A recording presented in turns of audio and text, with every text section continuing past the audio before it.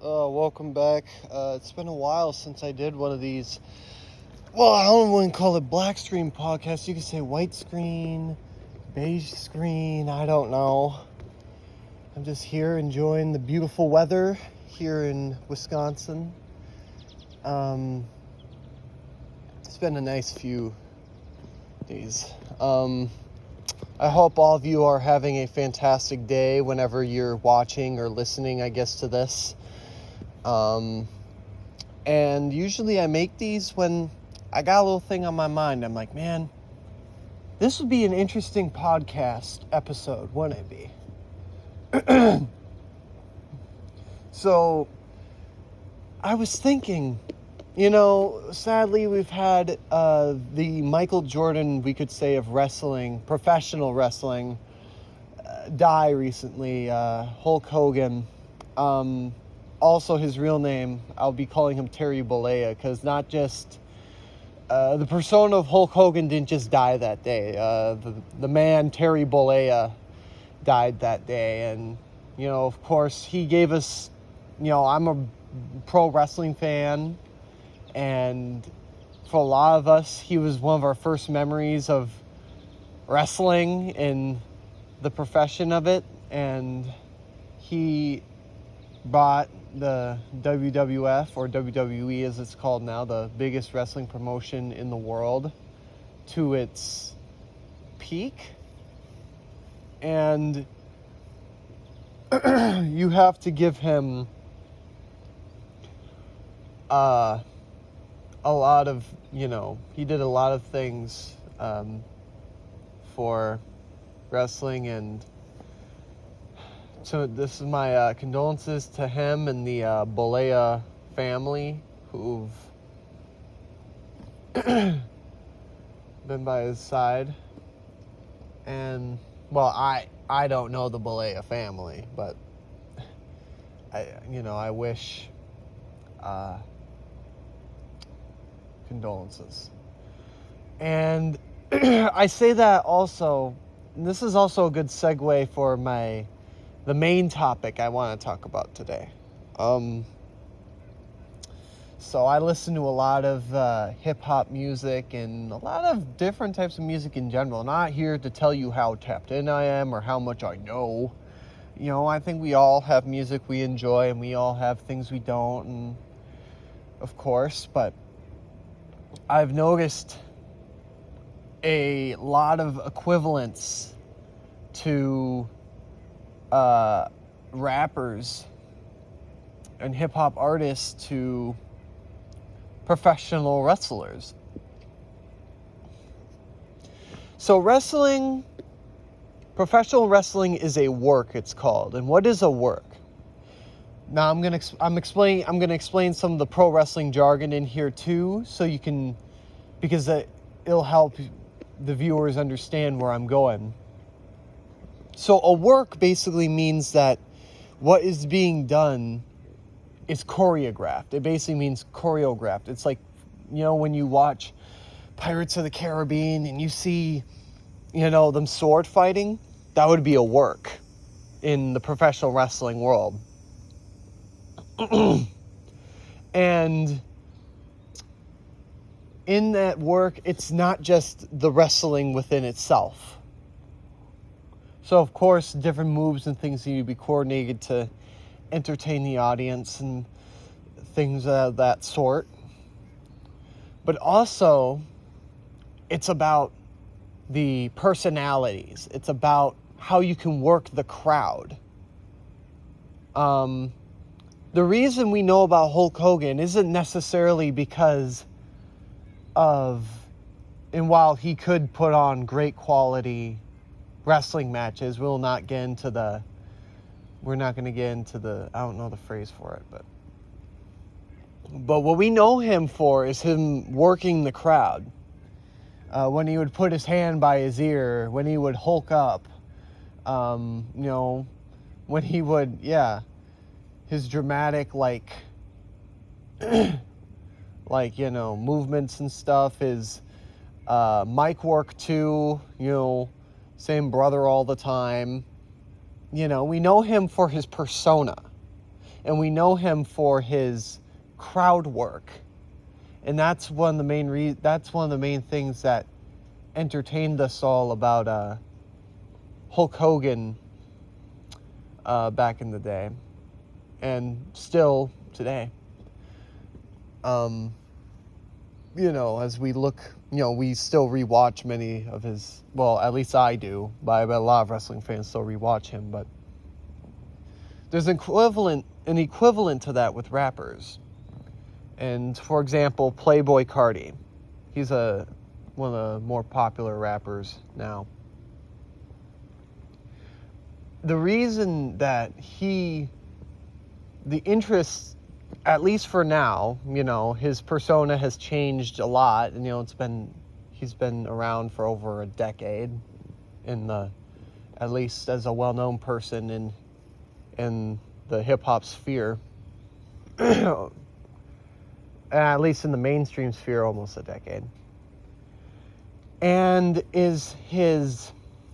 what's kept people interested is the persona he presents. This dark, kind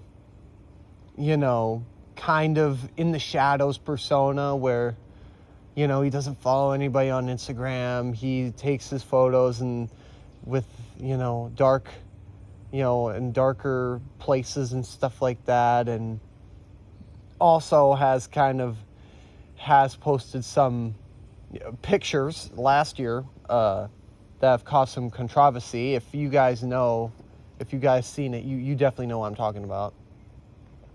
And he's used all those things not only to maintain but grow his audience. He doesn't make many media appearances or interview appearances. I think the last big interview appearance was on an Adin Ross stream, where I think Adin Ross paid him personally a couple $100,000 to be on, and he was on for, you would say 4 or 5 minutes. And, it got people talking about him. He was entertaining the crowd. Yeah, he wasn't putting out music, but he was still entertaining his audience, which, is what keeps people concentrating on him. Which is extremely similar to what professional wrestlers do when they're trying to promote their championship match. For example, if, before Dwayne Johnson was an actor, he was a wrestler. When The Rock and Stone Cold Steve Austin, another famous wrestler at the time, they were having a big championship match, the promotion would go on for a year, sometimes months, if not a year, of, entertaining the match, entertaining, the tension, the controversy, and all those things, and leading up to the match to hype people up. Playboi Carti does the same thing, or as that. And also what I want to address is Playboi Carti is a persona, not a person. Now, what do I mean by this? So, the real man is Jordan Carter. That's who he really is.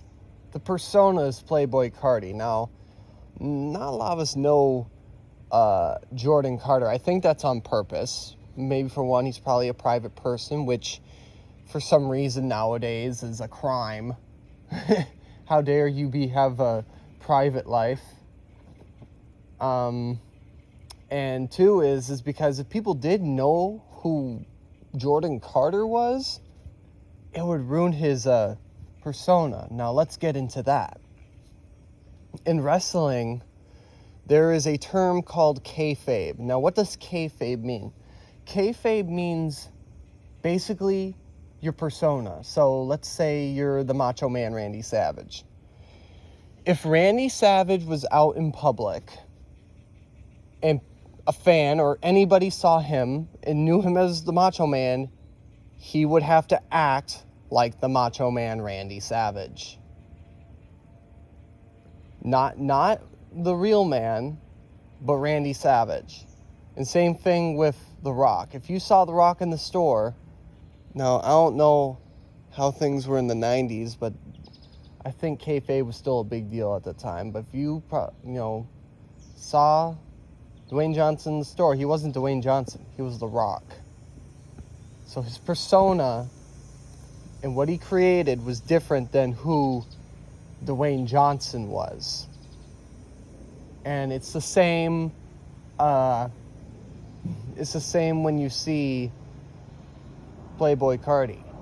If you ever do in public, there's a difference between Cardi and, of course, Jordan Carter. He can't be Jordan Carter around his fans. He can't be Jordan. He has to be Playboy Cardi. And this is just one example of this too. This is not new either in the hip-hop scene. For example, Tupac. The Tupac that a lot of us saw on... Now, it's much less defined with Tupac, because Tupac sort of got caught up in his persona. Which, you could say about wrestlers too. What would I compare to getting caught up in your persona? Ric Flair, a little bit. Now, why do I mention Ric Flair? So, Ric Flair was known to act like Ric Flair in and out of the ring. When you saw Ric Flair at the store, he wasn't just Ric Flair because it was his persona. That was who he was. Ric Flair on stage was him just exaggerated into a more theatrical form. And I don't know if I would compare that to Tupac necessarily, but Tupac in the same way during when he was at his peak was living, now from what I know, was sort of more so living his persona off the stage too. And you could say the same thing about Biggie Smalls too. And also a lot of other rappers. Like, for example, Kendrick Lamar. The Kendrick Lamar we hear on rap songs is most likely an exaggerated version of himself. But I still think it comes from a place from Kendrick. I still think there's Kendrick Duckworth in there. I still think that it's a mix. I don't think the Kendrick we hear on record and on stage is necessarily the same Kendrick that we see at the grocery store or at his house, but I think they are similar, and I think they come from a similar place. Who else? Eminem too. Eminem actually even made an alter ego named Slim Shady. The Slim Shady alter ego was also a persona, and it was a persona that was known for cultivating controversy and things of that nature. And so that was a persona within the persona of Eminem. So if we look at it, we notice how theatrical not just hip-hop music, but music is in general, in the same way professional wrestling is. When we see Michael Jackson on stage, that's mostly his persona he presents on stage. And even in interviews, you can see a persona that he's presenting a little bit. The true Michael Jackson probably was much different behind closed doors. And a lot of people were curious of who he is behind closed doors just for that reason, because he was very private with his life, or much more so than a lot of celebrities are today. It's a little strange for us in the way we view privacy now, because even regular people, not just celebrities, aren't very private. If you go on Instagram, there's a lot of people who have profiles that have their last name in them. And if you are online a lot, you know that having your last name out there, especially if it's an uncommon last name, can be pretty exposing and actually pretty pretty unsafe. We have people, and that's another thing. Maybe privacy is now more valued because back in the day, I mean, celebrities were much more private than they are now because it was much easier to be. There wasn't cameras all over the place. I mean, my house right now, there's a camera behind it. There's a camera in front of it. I mean, there's not many places you can go around this house where there's not a camera. And I'm just being totally... And the thing is that's a lot of places. Almost every business has like CCTV footage or security footage in their building. And of course, even red lights have cameras on them now. And in public, there's a lot of, a lot of people are sharing because a lot of people have more agency to do so. Because it's much easier to share about your daily life now. But that's created a thing where now privacy has become more of a rare thing. So when it does happen, when people are more private, people are much more curious now than maybe they were, because it's so rare to see it. It's so easy to see a person's daily life now compared to 30 years ago. And it's so when people are private, we're like, what are they doing? What is their daily lives? But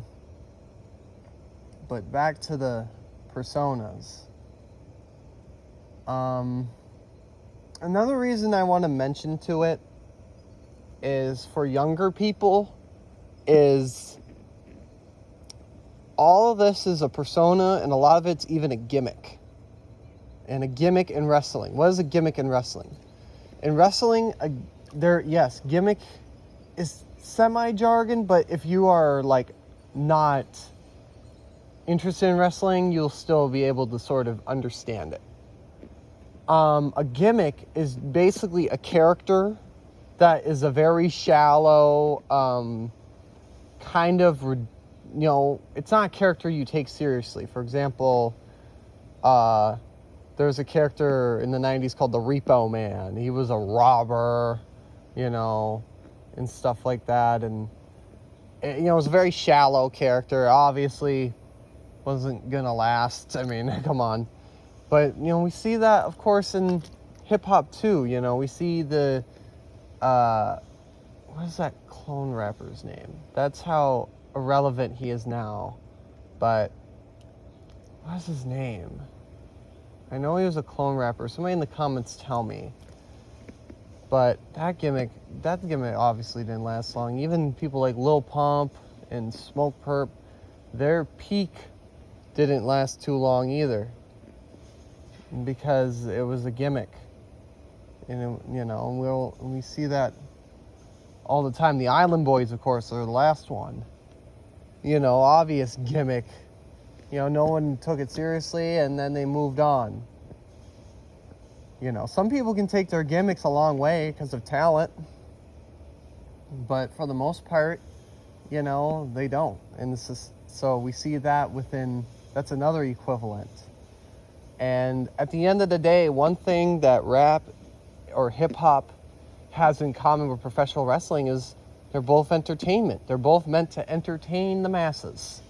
They're both meant to work the crowd. And at the end of the day, if you can entertain people, then that's how you can make it. That's what I'm trying to do to you right now. To all the viewers and listeners, I'm trying to whatever you're doing during the day, I'm trying to entertain you. Sorry, I'm just trying to be a little quiet. And my neighbor's like, who the hell is this guy talking to? Well, I'm talking to my phone right now. It's very important in my life. But for now, I think that's it.